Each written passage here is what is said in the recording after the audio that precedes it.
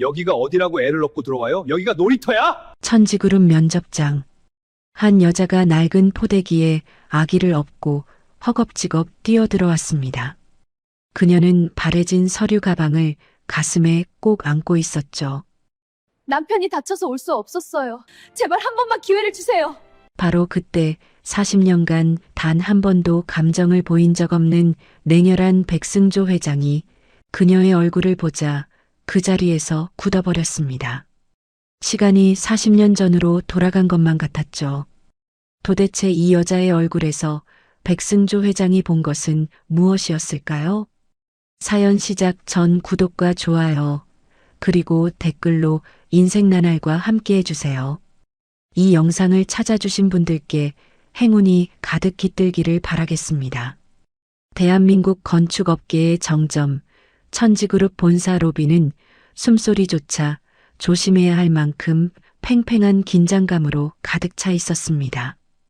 완벽하게 닦인 대리석 바닥 위로는 구두굽이 닿을 때마다 또각또각 소리가 울려 퍼졌고, 로비 한가운데 놓인 대형 화강암 조형물 아래로 면접 대기자들이 줄지어 앉아 있었죠. 하나같이 빳빳한 정장 차림에 손에는 고급 서류 가방을 들고 긴장한 얼굴로 자기 차례를 기다리고 있었습니다. 이곳에서 면접을 본다는 것 자체가 건축업계에서는 인생을 건 승부나 다름없었으니까요. 그런데 바로 그때였어요. 로비 정문 유리문이 벌컥 열리더니 이 서늘한 공간과는 도무지 어울리지 않는 사람 하나가 허겁지겁 뛰어들어왔습니다. 낡은 꽃무늬 포대기에 어린 딸을 업고 한 손에는 색이 바래서 모서리가 다 달아있는 서류 가방을 꽉 쥔 젊은 여자였어요. 이름은 정나영, 30살. 수수한 면바지에 깃이 눌린 셔츠 차림이었죠. 아침부터 뛰어온 탓인지 이마에 땀이 송글송글 맺혀 있었고 숨은 턱 끝까지 차올라 있었습니다. 포대기 안에서는 겨우 돌쯤된 딸 하랑이가 새근새근 잠들어 있었죠. 면접 대기자들의 시선이 일제히 나영에게로 쏠렸습니다. 누군가는 눈살을 찌푸렸고 누군가는 대놓고 코웃음을 쳤어요. 저 여자 뭐야, 애를 업고 면접장에 왔어? 설마 면접 보러 온 건 아니겠지? 나영은 그 시선들을 신경 쓸 겨를이 없었습니다. 가방을 가슴에 꼭 안은 채 안내 데스크 쪽으로 빠르게 걸어갔어요. 발걸음은 다급했지만 등에 업힌 아기가 깨지 않도록 상체는 최대한 흔들리지 않게 움직이고 있었습니다. 엄마라는 사람은 그런 거예요. 아무리 급해도 아이한테만은 조심스러운 거죠. 나영이 안내 데스크에 다다르기도 전에 날카로운 고함 한마디가 로비의 정적을 찢어 놓았습니다. 이봐요. 지금 제정신입니까? 인사팀장이었어요. 40 중반쯤 되어 보이는 그 남자는 깔끔하게 빗어 넘긴 머리카락 아래로 싸늘한 눈을 번뜩이며 나영을 향해 성큼성큼 다가왔습니다. 구두굽이 대리석 바닥을 때리는 소리가 유독 크게 울렸죠. 여기가 어디라고 애를 업고 들어와요. 여기가 동네 슈퍼야, 놀이터야? 목소리에 가시가 잔뜩 박혀 있었습니다. 팀장의 인상은 마치 더러운 걸 본 사람처럼 일그러져 있었고 한 손으로는 나영의 앞을 가로막듯 팔을 뻗었어요. 대기 중이던 면접자들의 고개가 일제히 돌아갔습니다. 누군가는 민망한 듯 고개를 숙였고 누군가는 신기한 구경거리라도 된 양눈을 동그랗게 떴습니다. 로비 전체가 순식간에 조용해졌는데 그 정적이 오히려 더 따갑게 나영의 피부를 찔렀어요. 하지만 나영은 물러서지 않았습니다. 입술을 꽉 다물고 팀장을 똑바로 올려다보았어요. 눈가가 벌겋게 달아올라 있었지만 눈동자만큼은 흔들리지 않았습니다. 마치 이 순간을 위해 이를 악물고 여기까지 달려왔다는 듯 온몸에 힘을 주고 서 있었죠. 죄송합니다. 하지만 제 남편 서지훈 씨가 어제 현장에서 사고를 당해 올 수가 없어서 남편의 설계안만이라도 제출하게 해주세요. 제발 한 번만 기회를 주세요. 목소리가 떨리고 있었습니다. 코끝이 빨개지고 눈시울이 젖어들었지만 나영은 끝까지 울음을 삼켰어요. 여기서 울면 안 된다는 걸 알고 있었거든요. 우는 순간 이 사람들에게 그저 불쌍한 여자, 민폐를 끼치는 여자로밖에 보이지 않을 테니까요. 그런데 팀장은 나영의 간절함 따위는 안중에도 없다는 듯 기가 찬다는 표정으로 혀를 찼습니다. 고개를 절레절레 흔들며 한 발 더 다가섰죠. 나영을 내려다보는 눈빛에는 조롱과 짜증이 가득했어요. 당신 뭐야? 면접자도 아닌데 어디서 행패야? 보안 요원들 뭐해요? 이 여자 당장 안 끌어내고. 팀장이 손짓을 하자 로비 양쪽에 서 있던 보안 요원 2명이 나영 쪽으로 다가오기 시작했습니다. 검은 제복을 입은 덩치 큰 남자들이 양쪽에서 나영의 팔을 잡으려 손을 뻗는 순간 나영은 본능적으로 한 발 물러서며 등에 업힌 하랑이를 감싸 안았어요. 아이를 지키려는 엄마의 몸이 먼저 움직인 거였죠. 잠깐만요. 서류만 내게 해주세요. 제발요. 나영의 목소리가 로비에 울려 퍼졌습니다. 하지만 보안 요원들의 손은 이미 나영의 양팔을 붙잡고 있었어요. 나영이 버둥거리자 가방 지퍼가 벌어지면서 안에 있던 서류들이 바닥으로 우수수 쏟아져 내렸습니다. 남편이 몇 달을 밤새워 그린 설계도면, 꼼꼼하게 정리한 포트폴리오, 자기소개서까지 나영의 간절함이 담긴 것들이 차가운 대리석 바닥 위에 흩뿌려졌어요. 안 돼요. 남편의 꿈이. 나영은 보안 요원의 손을 뿌리치며 바닥에 무릎을 꿇었습니다. 떨리는 손으로 허겁지겁 서류를 긁어 모으기 시작했어요.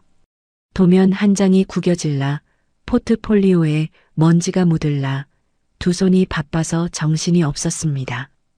등에 업힌 하랑이가 엄마의 움직임에 잠이 깼는지 칭얼거리기 시작했지만 나영은 서류를 주워 담는 손을 멈출 수가 없었어요. 이 종이들 한 장 한 장이 남편의 피와 땀이었으니까요.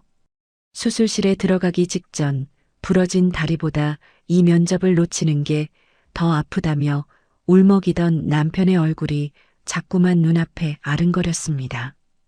바로 그 순간이었어요. 로비 안쪽 전용 엘리베이터에서 묵직한 발소리와 함께 한 무리의 사람들이 걸어 나왔습니다. 검은 양복을 입은 수행원 4-5명이 좌우로 도열하듯 서고 그 한가운데를 걷는 사람이 있었죠. 백승조, 천지그룹의 절대 권력, 건축업계에서 냉혈한이라 불리는 65세의 회장이었습니다. 승조의 얼굴에는 감정이라는 게 없었어요. 마치 얼음으로 깎아 만든 조각상처럼 무표정했고 걸음걸이는 느리지만 한치의 흐트러짐도 없었습니다. 로비에 있던 사람들이 반사적으로 허리를 숙이며 길을 비켰죠. 이 건물에서 그의 존재는 곧 법이었으니까요. 승조의 시선이 소란스러운 곳으로 자연스럽게 향했습니다. 바닥에 쪼그려 앉아 서류를 줍고 있는 여자, 그리고 그 여자를 밀어내려는 보안 요원들. 승조는 발걸음을 늦추지 않은 채 무심히 그 광경을 훑었어요.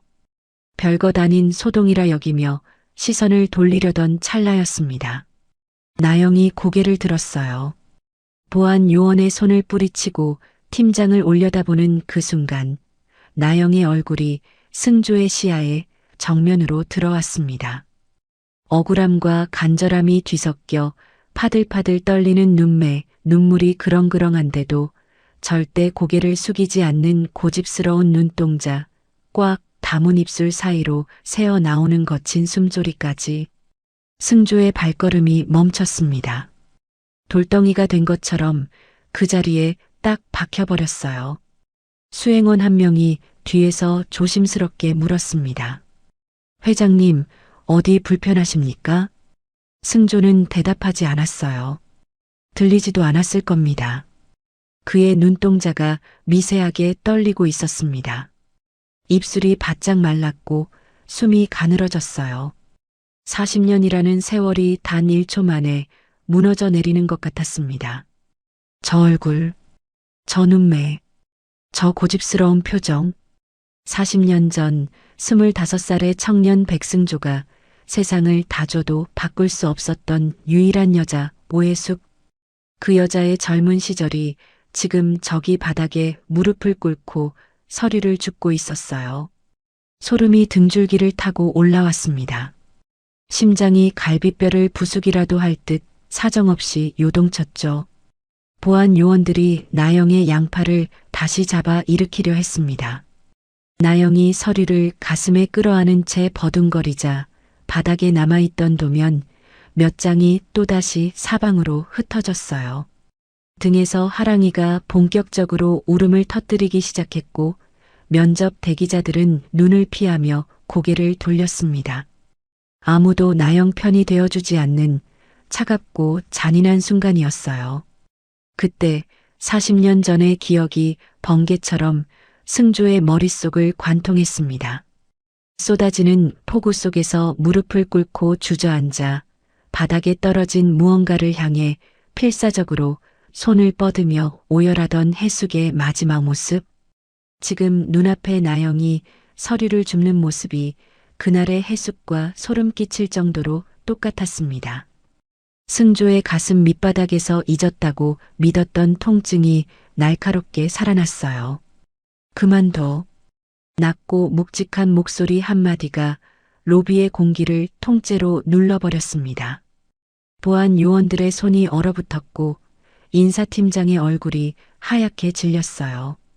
모든 시선이 승조에게로 쏠렸지만 승조의 눈은 오직 바닥에 쪼그려 앉은 나영만을 보고 있었습니다. 인사팀장이 허둥지둥 허리를 90도로 꺾었습니다.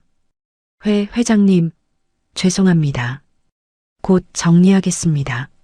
하지만 승조는 팀장의 말이 귀에 들어오지도 않는 듯 했어요. 나영에게서 시선을 떼지 못한 채 천천히 입을 열었습니다. 아니, 잠깐, 저 여자 얘기라도 들어보지. 로비가 술렁였습니다.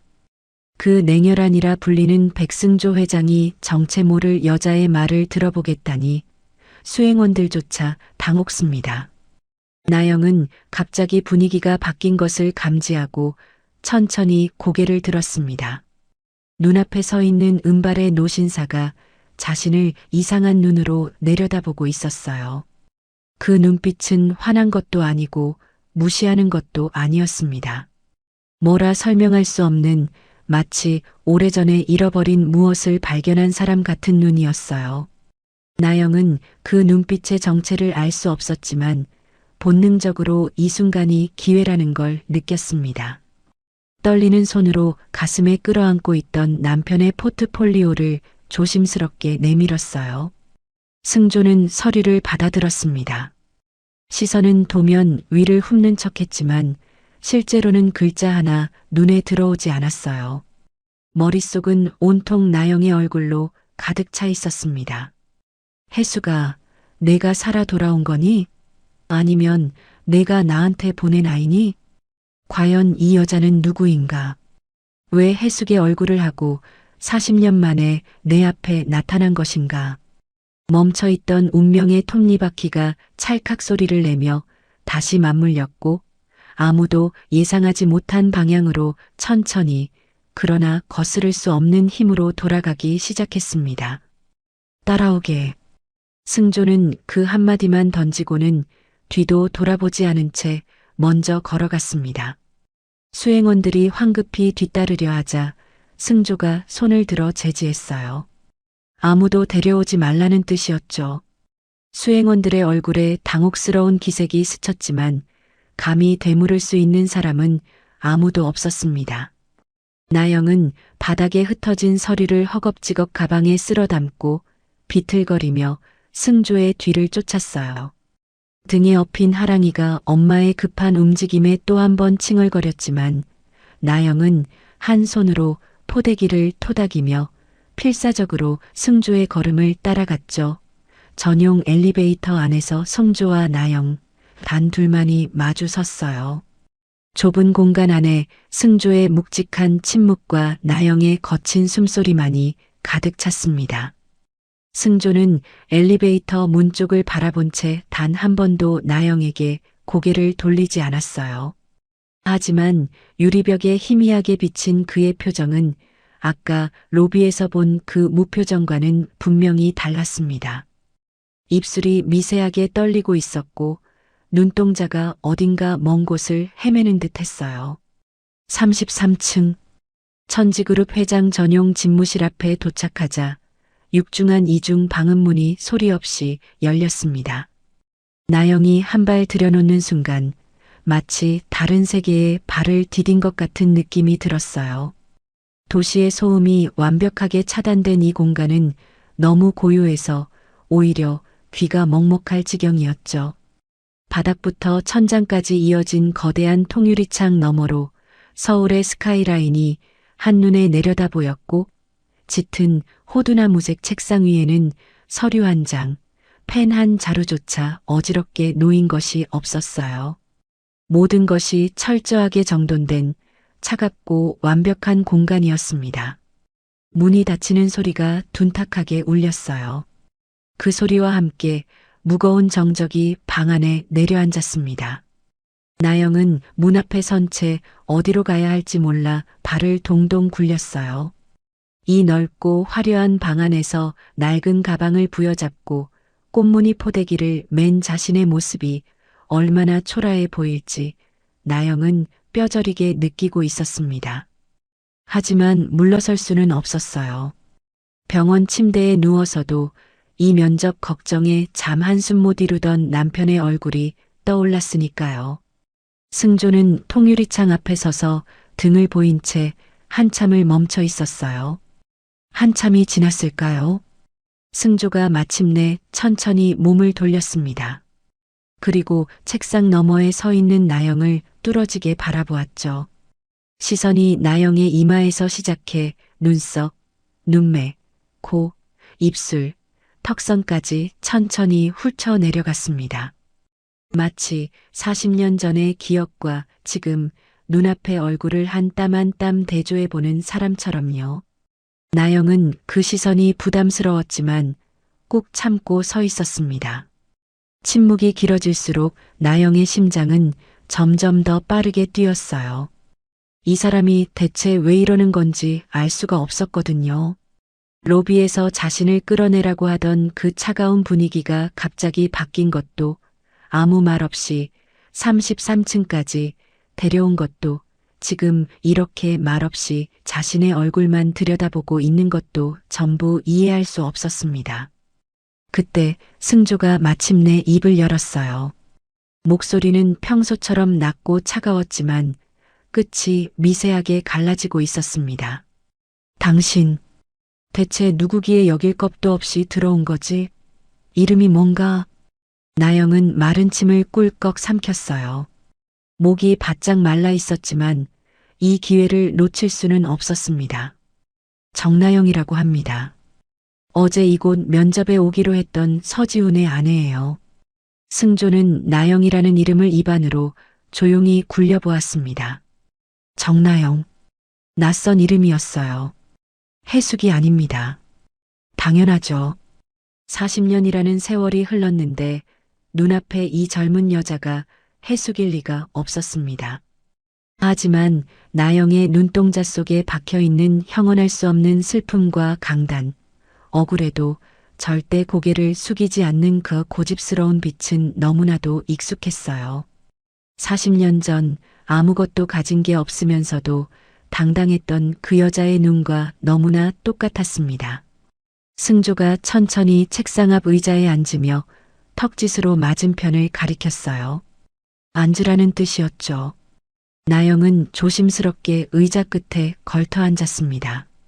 등에 엎인 하랑이가 깨지 않도록 등을 꼿꼿이 세운 채 무릎 위에 낡은 가방을 올려놓았어요.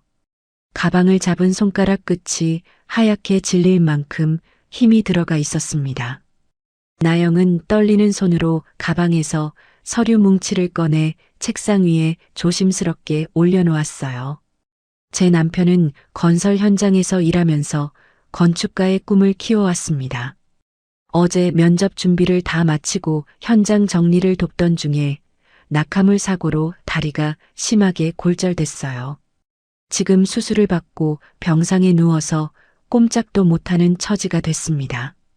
말을 이어갈수록 나영의 목소리가 젖어들기 시작했어요. 코끝이 빨개지고 눈시울에 물기가 차올랐지만 이를 악물고 참았습니다. 남편은 수술실에 들어가기 직전까지 제 손을 잡고 울었어요. 자기 다리가 부러진 것보다 인생을 걸고 준비한 천지그룹 면접 기회를 놓친 게 더 가슴 아프다면서요. 아내인 제가 해줄 수 있는 게 이것뿐이라서 염치 없는 거 알지만 달려왔습니다. 나영의 마지막 말은 거의 속삭임에 가까웠어요. 고개를 숙이고 무릎 위에 가방을 꽉 움켜쥔 나영의 손등에 핏줄이 도드라져 있었습니다. 30살이라고는 믿기지 않을 만큼 거칠고 갈라진 손이었어요. 승조의 시선이 그 손 위에 멈췄습니다. 그리고 책상 위에 놓인 서류 뭉치로 시선을 옮겼죠. 흙먼지가 묻어있는 도면의 모서리, 테이프로 덧붙인 자국, 몇 번이고 수정한 흔적이 역력한 설계안. 한눈에 봐도 돈 많은 집안의 지원을 받고 작업한 게 아니라 현장에서 땀 흘리며 한 장 한 장 그려낸 것들이었습니다. 승조의 가슴속은 이미 수만 갈래로 뒤엉켜 요동치고 있었어요. 하지만 승조는 평생 그래왔듯 감정을 억눌렀어요. 이빨을 꽉 깨물고 흔들리는 마음 위에 차가운 가면을 덮어 씌웠습니다. 지금 여기서 무너지면 안 됩니다. 이 여자 앞에서, 아니 누구 앞에서든 흔들리는 모습을 보일 수는 없었어요. 일단 무슨 상황인지는 알겠으니 그만 나가보게. 차갑게 내뱉은 한마디였습니다. 나영이 젖은 눈을 크게 뜨며 승조를 바라보았어요. 입술이 파르르 떨렸습니다. 회장님, 하지만 제 남편의 실력은. 내 말이 안 들리나? 결과는 나중에 통보할 테니 오늘은 이만 돌아가란 소리야. 승조는 시선을 책상 위 서리로 획 돌려버렸습니다. 더 이상 나영을 바라볼 수 없었어요. 한순간이라도 더 저 얼굴을 보고 있으면 40년 동안 쌓아 올린 벽이 와르르 무너질 것 같았으니까요. 확답도 없고 온기도 없는 그 무미건조한 대답은 나영에게 절망보다 더 아픈 거절의 소리로 들렸습니다. 기회를 준 건지 내쫓는 건지 알 수 없는 그 모호함이 나영의 가슴을 짓눌렀죠. 나영은 흐르는 눈물을 닦을 새도 없이 책상 위에 펼쳐놓았던 남편의 포트폴리오와 서류들을 다급히 주섬주섬 챙기기 시작했습니다. 손이 덜덜 떨려서 애써 묶어온 설계도 한 장이 바닥으로 툭 떨어졌어요. 나영은 허리를 숙여 그걸 집으려다가 등에 엎인 하랑이의 무게에 중심을 잃고 비틀거렸습니다. 죄송합니다. 정말 죄송합니다. 소리내어 울지도 못한 채 나영은 엉거주춤한 자세로 바닥에 떨어진 설계도를 주워 가방에 구기듯 밀어 넣었어요. 낡은 가방 지퍼가 잘 잠기지 않아서 나영은 두 손으로 지퍼를 낑낑대며 잡아당겼습니다. 그 모습이 너무나 초라하고 애처로웠어요. 가방을 겨우 닫은 나영은 소중한 짐을 두 팔로 부여잡고 비틀거리며 집무실 문 쪽으로 향했습니다. 발걸음 하나하나가 무거웠어요. 문에 손을 대는 순간 억눌러왔던 흐느낌이 나영의 입 밖으로 새어나왔습니다. 문이 닫혔습니다. 나영의 발소리가 복도를 지나 점점 멀어졌고 하랑이의 칭얼거리는 울음소리도 함께 사라져갔어요. 집무실에는 다시 무거운 정적만이 남았습니다. 승조는 홀로 남아 나영이 서 있던 자리를 멍하니 응시했어요. 책상 위에는 나영이 미처 챙기지 못한 작은 메모지 한 장이 남아 있었습니다. 구석에 볼펜으로 꾹꾹 눌러 쓴 글씨가 보였어요. 아마도 나영이 남편을 대신해 급하게 적어온 것이었겠죠. 승조는 그 메모지를 집어들지 않았습니다. 다만 그 위에 시선을 고정한 채 한참을 미동도 하지 않았어요. 나영의 눈매가 자꾸만 눈앞에 어른거렸습니다. 40년 전 빗속에서 놓쳐버린 여자의 얼굴이 오늘 이 방 안에 서 있었어요. 우연이라고 하기엔 너무 잔인하고 운명이라고 하기엔 너무 늦었습니다. 승조는 의자 등받이에 머리를 기대고 천장을 올려다보았어요. 40년 동안 멈춰있던 시계가 다시 거칠게 태엽을 감기 시작하는 소리가 텅 빈 집무실 안에 울려 퍼지는 것만 같았습니다. 그때였어요. 통유리창 너머로 갑작스러운 소나기가 쏟아지기 시작했습니다. 아까까지 멀쩡하던 하늘이 언제 그랬냐는 듯 시커멓게 변하더니 굵은 빗줄기가 유리창을 사정없이 때렸죠. 타다다닥, 타다다닥. 승조의 몸이 움찔했습니다. 그 소리, 유리창을 두드리는 저 빗소리가 귓속으로 파고드는 순간 가슴 밑바닥에서 묵혀두었던 무언가가 꿈틀거리며 올라왔어요. 승조는 자신도 모르게 자리에서 일어나 통유리창 앞으로 걸어갔습니다. 떨리는 손을 차가운 유리 위에 가만히 얹었어요. 손끝에서 전해지는 서늘한 냉기가 온몸으로 퍼져나갔습니다. 그런데 이상했어요. 그 냉기가 손끝을 타고 올라가는 사이 승조의 머릿속에서는 정반대의 감각이 되살아나고 있었거든요. 따스한 바람, 코끝을 간지리는 풀냄새, 그리고 보랏빛 도라지꽃이 끝없이 흐드러져 있던 그 언덕의 여름 공기까지. 1986년 25살의 백승조는 지금과는 전혀 다른 사람이었습니다. 물론 천지그룹 선대 회장의 외아들이라는 무거운 간판은 그때도 어깨 위에 올라앉아 있었죠. 하지만 그 간판 아래에는 아직 여물지 않은 사랑 앞에서 어쩔 줄 몰라 하는 청년이 숨어 있었어요. 승조의 주변에는 늘 사람이 많았습니다.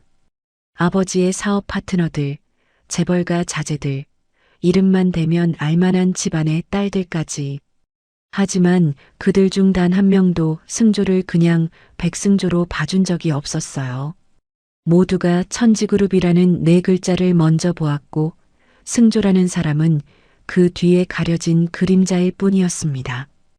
해숙은 달랐어요. 처음 만난 건 대학가 근처 작은 미술용품점이었습니다. 승조가 아버지 심부름으로 건축자재 카탈로그를 찾으러 들어간 그 좁은 가게에서 해숙은 물감이 잔뜩 묻은 안치마를 두르고 선반 위에 물건을 정리하고 있었어요. 승조가 천지그룹 회장 아들이라는 걸 알았을 때도 해숙의 표정은 변하지 않았습니다. 고개를 조아리지도 갑자기 친절해지지도 알랑거리지도 않았죠. 아, 네. 카탈로그는 저쪽 선반에 있어요. 그게 전부였어요. 승조는 그 순간 머리를 한 대 맞은 것 같았습니다. 태어나서 처음으로 자기 배경이 아닌 자기 자신을 보는 사람을 만난 거였으니까요.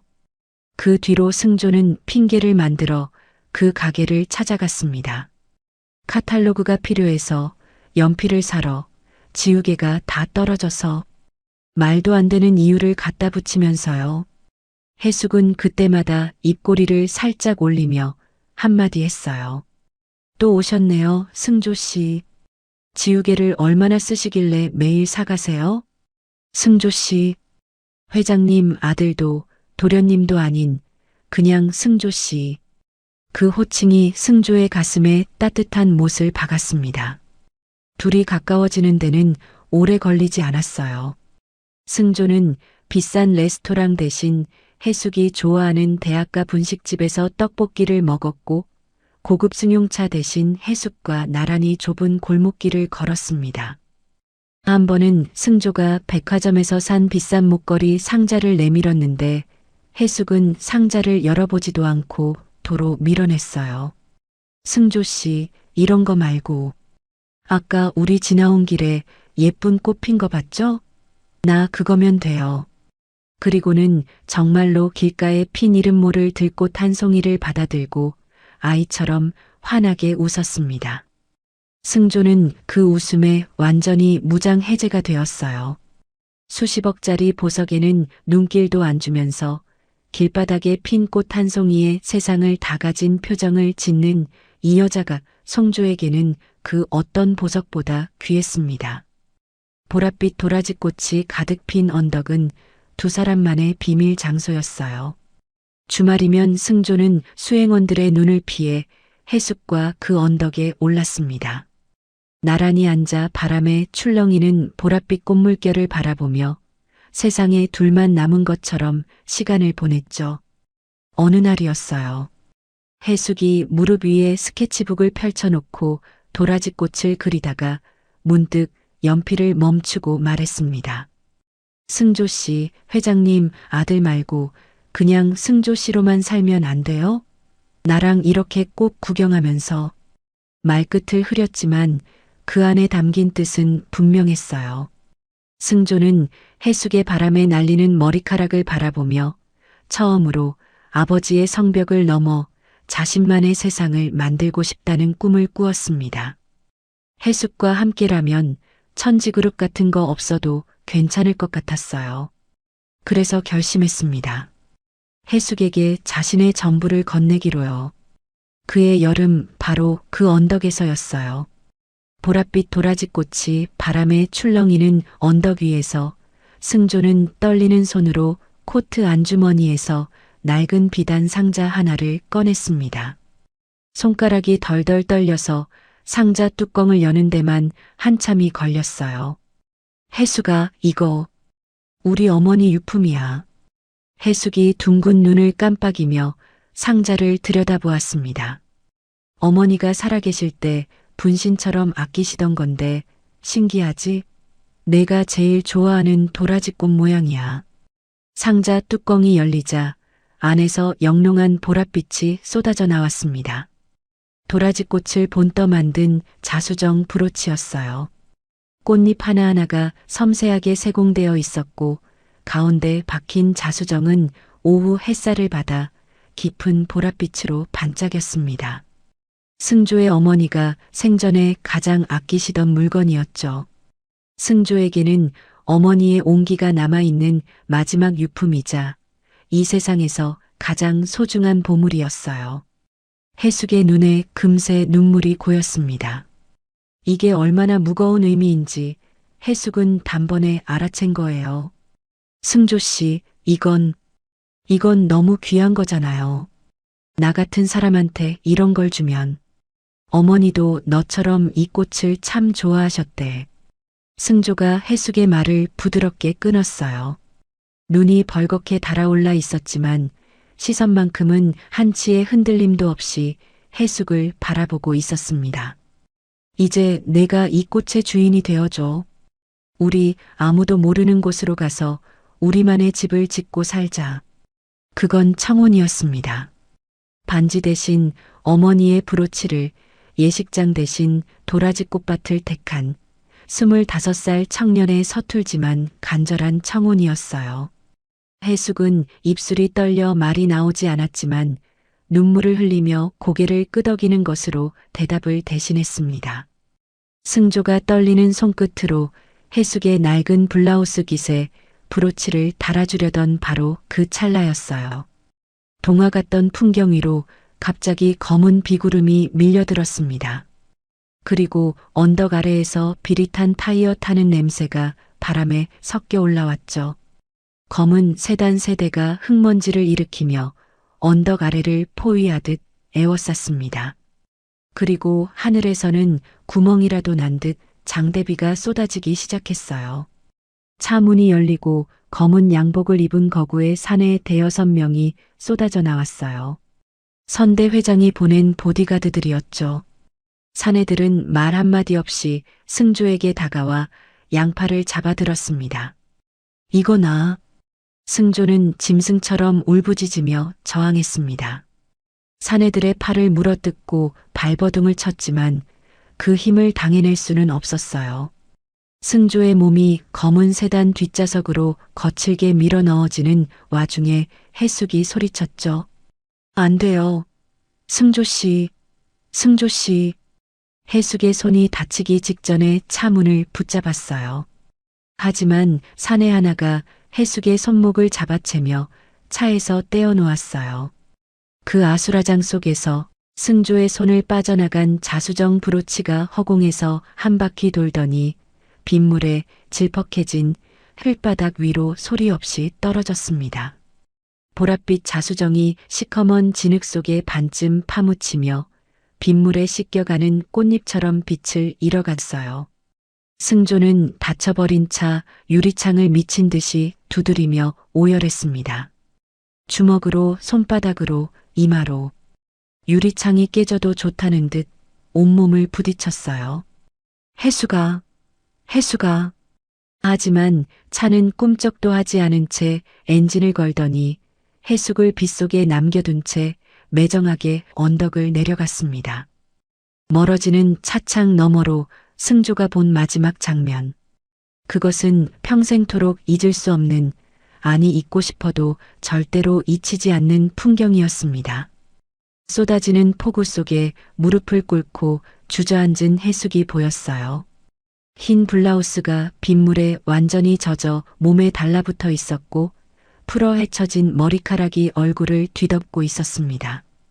해숙은 질퍽한 흙바닥 위에 떨어진 브로치를 향해 필사적으로 손을 뻗고 있었어요. 무릎이 까져 피가 번지는 것도 빗물이 눈을 가리는 것도 모른 채 오직 그 작은 보랏빛 조각을 향해 온 힘을 다해 기어가고 있었습니다. 차가 언덕 모퉁이를 돌아 시야에서 완전히 사라지기 직전 승조는 빗물인지 눈물인지 모를 것으로 범벅이 된 얼굴을 유리창에 꽉 눌러붙였어요.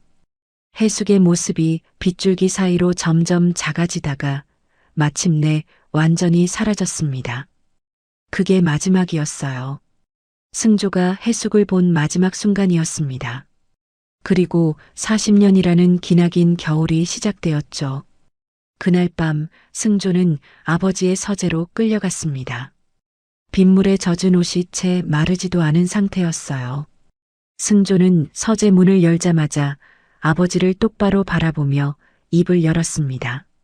아버지, 저 해숙이한테 다시 갈 겁니다. 막으실 거면 저를 천지그룹에서 내쫓으세요. 후계자 자리 같은 거 필요 없습니다. 말이 끝나기도 전이었어요. 매서운 손길이 승조의 뺨을 후려쳤습니다. 짝! 고개가 확 돌아갔습니다. 입술이 터지며 비릿한 피맛이 혀끝에 번졌어요. 하지만 선대 회장의 표정에는 동요라고는 눈곱만큼도 없었습니다.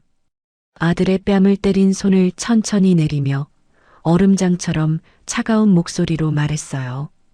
그 계집이 평생 조용히 살길 바란다면 너도 내 자리를 찾아라. 승조가 터진 입술을 손등으로 닦으며 고개를 들었습니다. 아버지의 눈이 마주쳤어요. 거기에는 분노도 안타까움도 없었습니다. 오직 냉정한 계산만이 서려 있었죠. 한 번만 더 그 아이를 찾으려 들면 그때는 그 아이뿐만 아니라 그 집안 식구들 전부를 이 땅에서 못 살게 만들게야. 내 말 알아듣겠나? 협박이 아니었습니다. 선대 회장은 한 번도 빈말을 한 적이 없는 사람이었어요. 하겠다고 한 건 반드시 했고 그 과정에서 누가 망하든 눈 하나 깜짝하지 않았습니다.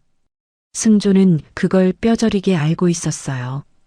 아버지가 사람을 풀면 해숙은 물론이고 해숙의 부모님, 형제들까지 전부 삶이 무너질 거라는 거리요. 승조의 주먹이 하얗게 질릴 만큼 꽉 쥐어졌습니다. 이를 악물고 바닥을 노려보았지만 입에서 나온 건 울부짖음도 항변도 아닌 침묵이었어요. 해숙을 지키려면 해숙에게 가지 않는 수밖에 없었습니다. 사랑하는 사람을 지키기 위해 그 사람을 포기해야 하는 세상에서 가장 잔인한 선택이었죠. 결국 승조는 해숙에게 작별 인사조차 하지 못한 채 등 떠밀리듯 영국 유학길에 올랐습니다. 공항에서 비행기에 오르는 순간에도 승조는 뒤를 돌아보았어요. 혹시라도 해숙이 와 있지 않을까, 해숙이 자신을 찾아오지 않았을까? 하지만 출국장에는 아버지가 붙여놓은 수행원 2명만이 무표정하게 서 있을 뿐이었습니다. 영국에서의 나날은 감옥이나 다름없었어요. 승조는 매일 밤 해숙에게 편지를 썼어요. 미안하다고, 반드시 돌아가겠다고, 조금만 기다려달라고. 떨리는 손으로 꾹꾹 눌러 쓴 편지들을 한국으로 붙였습니다. 하지만 돌아오는 답장은 단 한 통도 없었어요. 승조는 해숙이 자신을 원망해서 답장을 안 하는 거라고 생각했습니다. 하지만 진실은 더 잔인했죠. 승조가 보낸 편지들은 단 한 통도 해숙에게 전달되지 못했어요. 영국에서 붙인 편지가 한국에 도착할 때마다 선대 회장의 비서가 그걸 가로챘고 편지들은 아버지의 서재 책상 위에서 하나도 빠짐없이 불태워졌습니다. 몇 년 뒤 한국에 돌아온 승조를 기다리고 있던 건 해숙이 아니었어요. 이미 정해진 정략 결혼이었습니다. 상대는 재벌가의 딸이었죠. 화려한 호텔 예식장에 턱시도를 입은 승조의 표정은 시체처럼 굳어 있었어요. 눈에 빛이라고는 한 점도 없었습니다. 곁에 선 신부는 면사포 아래로 만족스러운 미소를 짓고 있었지만 그녀가 원한 건 천지그룹의 안주인이라는 왕관이었지 승조의 마음이 아니었어요. 신랑 신부 맞절하세요. 주례의 목소리가 울려 퍼지는 동안 승조의 귀에는 오직 한 사람의 목소리만 맴돌았습니다. 승조 씨, 회장님 아들 말고 그냥 승조 씨로만 살면 안 돼요? 승조는 아버지에게 복수하듯 힘을 키우기 시작했어요. 아버지를 넘어서는 권력을 가져야만 해숙을 다시 찾을 수 있다고 믿었으니까요. 잠을 줄이고 감정을 지우고 오직 사업에만 매달렸습니다. 하지만 그가 비로소 경영 일선에 나서서 사람을 풀었을 때 해숙의 흔적은 이미 세상에서 완벽하게 지워진 뒤였어요. 고향 집은 헐렸고 가족들도 어디론가 야반도주하듯 떠났다는 소식뿐이었습니다. 흥신소를 동원해도 사설 탐정을 붙여도 해숙의 행방은 끝내 찾을 수 없었죠. 해숙아, 나를 원망하며 떠난 거니? 아니면 나처럼 너도 어딘가에 갇혀 울고 있는 거니? 희망이 절망으로 바뀔 때마다 승조의 가슴에는 두꺼운 얼음벽이 한 겹씩 쌓여갔어요. 사랑 따위에 인생을 거는 게 얼마나 무력한 일인지 뼈저리게 깨달았으니까요. 경쟁사들을 무자비하게 짓밟았고 인정사정 볼 것 없이 사업을 확장했습니다. 그렇게 천지그룹을 대한민국 건축업계 최고의 반열에 올려놓았을 때 사람들은 승조를 냉혈한이라 불렀어요. 정략결혼은 결국 파경을 맞았습니다. 아이도 없었죠. 승조는 오직 회사라는 거대한 성벽 안에 자신을 가두고 40년의 세월을 보냈어요. 사람들은 그를 두려워했지만 정작 승조는 해마다 보랏빛 꽃이 피는 계절이면 창밖을 멍하니 바라보며 같은 사람을 떠올렸습니다. 전하지 못한 브로치, 빗속에서 놓쳐버린 손, 그리고 차창 너머로 점점 작아지던 해숙의 마지막 모습. 업계의 정점에 선 남자의 속은 40년째 텅 비어 있었어요. 그리고 오늘 이 자리입니다. 승조는 회상에서 빠져나왔어요. 창밖의 소나기는 더욱 거세지고 있었고 유리창을 짚고 있던 손끝이 얼음처럼 차가워져 있었습니다. 하지만 승조의 머릿속은 반대로 뜨겁게 끓어오르고 있었어요. 아까 그 여자 정나영. 해숙을 빼닮은 그 얼굴, 그 눈빛, 그 고집스러운 인매. 40년 동안 누구에게도 마음을 열지 않았던 승조의 가슴에 무너진 줄 알았던 감정의 둑이 터져버린 것 같았습니다. 해숙아, 내가 보낸 아이니? 내가 아직 살아있어서 나를 잊지 않았다고 대답해 주는 거니? 의문은 꼬리에 꼬리를 물었어요. 나영이라는 여자는 대체 누구인가? 왜 해숙의 얼굴을 하고 40년 만에 내 앞에 나타난 것인가? 승조는 유리창에서 손을 떼고 책상으로 돌아갔습니다. 나영이 두고 간 메모지가 아직 책상 위에 놓여 있었어요. 승조는 그 메모지를 집어들었습니다. 거기에 적힌 연락처를 한참 동안 내려다보았어요.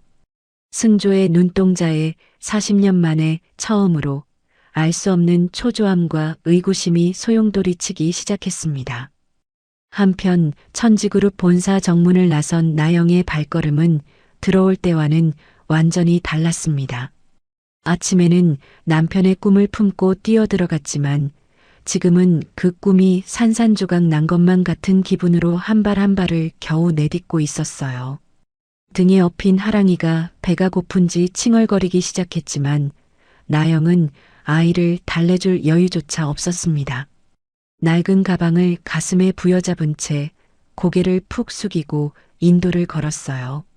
지나가는 사람들이 포대기에 아기를 업은 나영을 힐끔힐끔 쳐다봤지만 나영의 눈에는 아무것도 들어오지 않았습니다.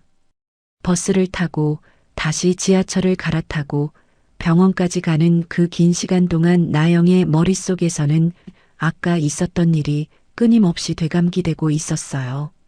로비에서 보안 요원들에게 팔이 잡히던 순간 바닥에 쏟아진 서류들, 인사팀장의 모욕적인 고함 소리, 그리고 33층 회장실에서 들은 그 차가운 한마디. 내 말이 안 들리나? 결과는 나중에 통보할 테니 오늘은 이만 돌아가란 소리야. 나영은 입술을 꽉 깨물었습니다. 결과를 통보하겠다는 말은 했지만 그게 좋은 결과일 리가 없다는 걸 나영도 알고 있었어요. 면접자도 아닌 사람이 아기를 업고 쳐들어와서 행패를 부린 거나 다름없었으니까요. 오히려 남편의 이름에 먹칠을 한 건 아닌지 괜한 짓을 한 건 아닌지 자책이 물밀듯 밀려왔습니다. 병원에 도착한 건 오후 늦은 시간이었어요. 나영은 병실 문 앞에서 한참을 서 있었습니다. 문 너머로 남편이 기다리고 있을 텐데 대체 무슨 얼굴로 들어가야 할지 모르겠었어요. 당신 꿈을 지켜주겠다고 큰 소리치고 나갔는데 돌아온 건 빈손뿐이었으니까요. 나영은 크게 숨을 한번 들이쉬고 최대한 괜찮은 표정을 지어본 뒤 병실 문을 밀었습니다. 병실 안에서 지훈이 고개를 돌렸어요. 사고로 부러진 오른쪽 다리가 천장에서 내려온 견인 장치에 매달려 있었고 무릎부터 발목까지 두꺼운 깁스가 감겨 있었습니다. 얼굴은 하루 만에 눈에 띄게 수척해져 있었어요. 광대뼈가 도드라져 보였고 눈 밑에는 짙은 그림자가 내려앉아 있었습니다. 수술 후 통증이 심한지 이마에 식은땀이 맺혀 있었지만 지우는 아내를 보자마자 있는 힘을 다해 억지로 미소를 지어 보였어요. 나영아, 천지그룹은 잘 다녀왔어? 그 웃음이 나영의 가슴을 찔렀습니다. 다리가 부러져 병상에 누워 있으면서도 아내 걱정을 먼저 하는 이 사람이 나영에게는 세상에서 가장 미안한 사람이었어요. 안 가도 된다니까 괜히 고생만 했지? 지훈의 목소리는 담담했지만 눈빛은 담담하지 못했습니다. 아내의 표정에서 이미 답을 읽은 거였어요. 나영의 눈이 벌겋게 부어 있었고 옷매무새는 엉망이었고 무엇보다 들어오면서 고개를 들지 못하는 그 모습이 모든 걸 말해주고 있었으니까요. 나영은 침대 옆 의자에 앉으며 남편의 거친 손을 두 손으로 감싸 쥐었습니다. 현장에서 벽돌을 나르고 시멘트를 바르며 굳은 살이 박힌 그 손이 오늘따라 유난히 가늘고 힘없어 보였어요. 나영은 고개를 떨군 채 가까스로 입을 열었습니다. 여보, 미안해. 내가 해줄 수 있는 게 아무것도 없어서. 목소리가 끝까지 이어지지 못하고 갈라졌어요. 나영은 이를 악물었지만 눈물이 뚝뚝 떨어져 지훈의 손등 위를 적셨습니다. 회장실까지 쳐들어갔다는 말은 차마 꺼낼 수가 없었어요. 그 이야기를 하면 남편이 얼마나 미안해할지, 얼마나 자책할지 뻔히 알고 있었으니까요. 지우는 아무 말 없이 아내의 떨리는 손을 다른 손으로 감싸주며 천천히 쓸어주었습니다. 그리고는 일부러 밝은 목소리를 만들어 말했어요. 아니야, 나영아. 나 금방 일어나서 다른 데 알아볼게. 건축가가 여기 하나뿐이겠어? 천지그룹 말고도 회사는 많잖아. 입에서는 그렇게 말하고 있었지만 지훈의 눈은 웃지 못하고 있었습니다. 텅 빈 눈동자에 깊은 상실감이 서려 있었어요.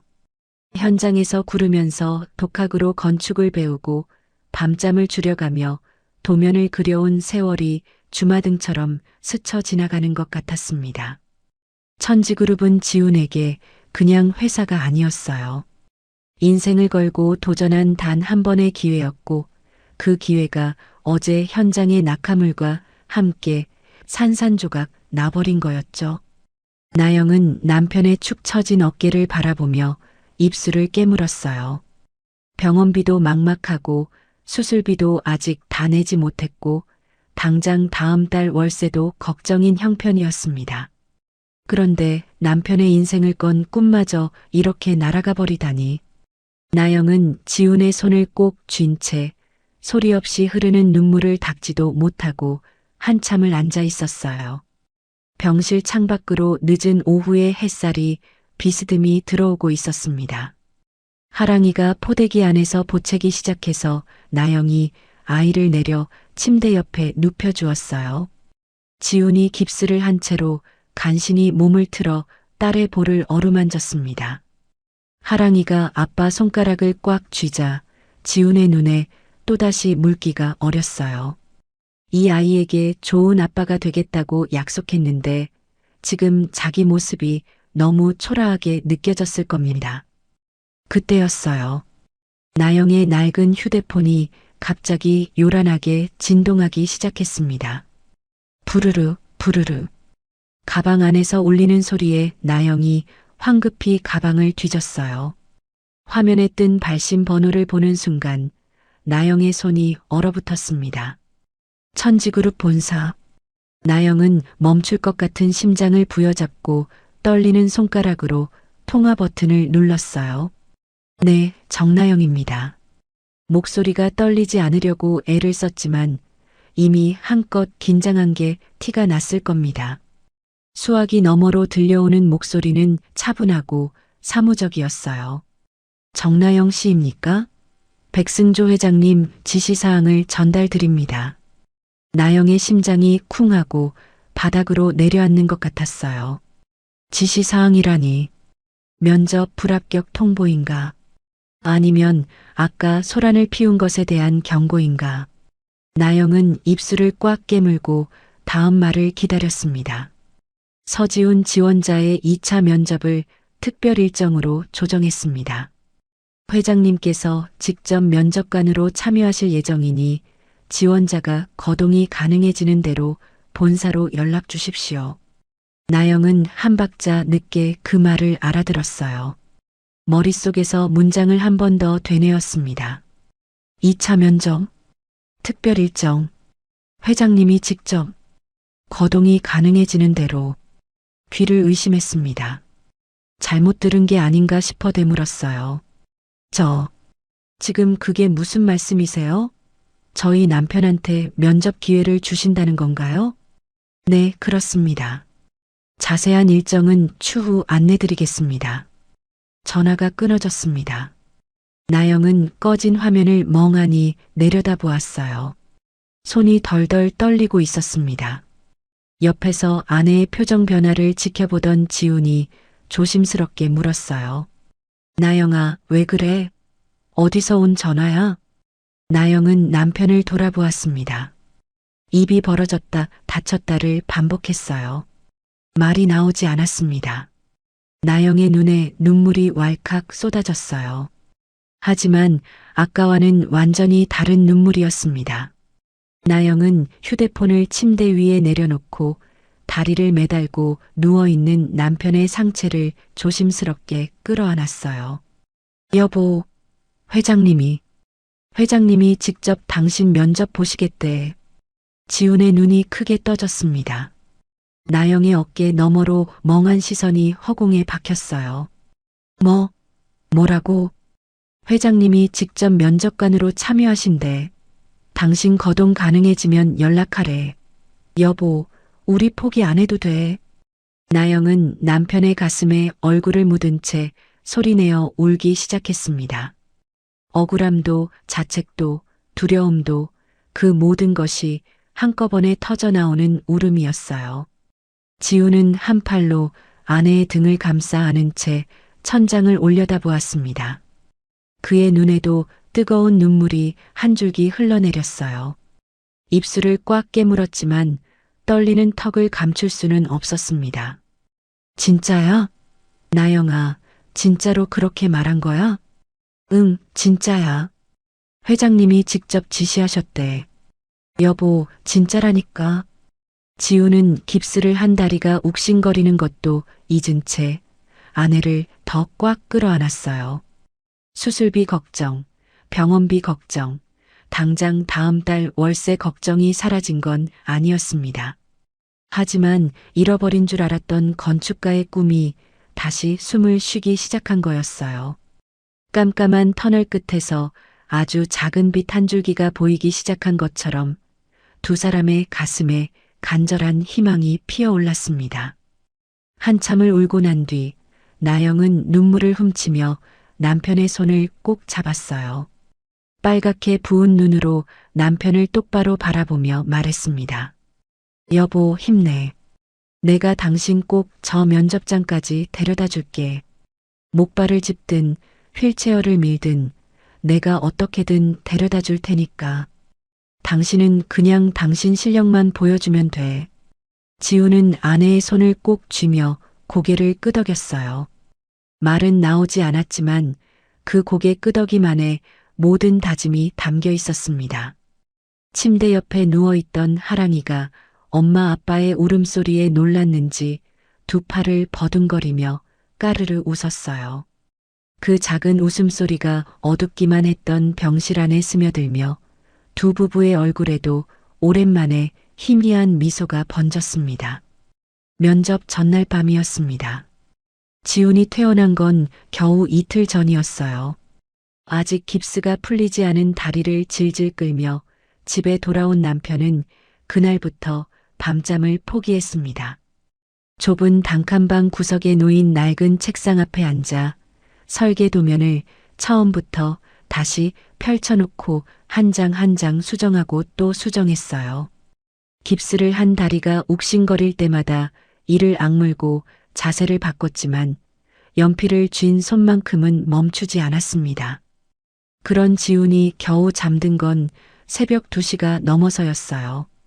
나영은 지훈의 거친 숨소리와 옆에 누운 하랑이의 새근새근한 숨소리를 번갈아 들으며 조심스럽게 몸을 일으켰습니다. 잠들 수가 없었어요. 내일이면 지훈의 인생이 걸린 면접이었으니까요. 나영은 방 한쪽에 걸어둔 지훈의 양복 앞에 무릎을 꿇고 앉았습니다. 양복이라고 부르기에도 민망한 옷이었어요. 무릎 부분이 번들번들하게 달아 있었고 소매 끝은 실밥이 풀려 해져 있었습니다. 결혼할 때 시장에서 사온 건데 5년 동안 이 옷 하나로 경조사를 다 치렀죠. 나영은 마치 새 옷을 다루듯 조심스럽게 먼지를 털어냈어요. 손바닥으로 어깨 부분을 쓸어주름을 펴고 풀린 실밥은 바늘로 한 땀 한 땀 꿰매기 시작했습니다. 어두운 방 안에서 형광등 불빛 하나에 의지한 채 나영의 바늘이 천천히 오갔어요. 양복을 다 손본 뒤 나영은 남편의 서류 가방 쪽으로 시선을 돌렸습니다. 가방 역시 낡기는 마찬가지였어요. 모서리가 닳아서 안감이 비쳐 보였고 지퍼도 한쪽이 뻑뻑해서 열 때마다 낑낑거렸죠. 나영은 가방을 조심스럽게 열어 안을 들여다보았어요. 남편이 밤새 수정한 설계 도면들이 가지런히 들어 있었습니다. 도면이 구겨지지 않았는지, 순서가 뒤섞이지 않았는지, 한 장씩 넘기며 확인했어요. 지퍼가 잘 열리는지도 3번이나 열었다 닫았다 해보았습니다. 내일 면접장에서 남편이 서류를 꺼낼 때 지퍼가 안 열리면 안 되니까요. 가방 안주머니를 정리하던 나영의 손이 문득 멈췄습니다. 나영은 고개를 돌려 방 한쪽 구석에 있는 낡은 서랍장을 바라보았어요. 잠시 망설이다가 조용히 일어나 서랍을 열었습니다. 양말이며 속옷이며 살림살이가 뒤섞인 서랍 가장 깊숙한 곳에서 나영은 작은 보라색 비단 주머니 하나를 꺼냈어요. 낡고 빛바랜 비단이었지만 나영은 그 주머니를 마치 살아있는 생명체를 다루듯 두 손으로 감싸쥐었습니다. 주머니를 만지는 순간 5년 전 기억이 밀물처럼 밀려왔어요. 나영의 결혼식 날이었습니다. 제대로 된 예식장을 잡을 형편이 안 되어서 동네 작은 식당 한쪽을 빌려 초라하게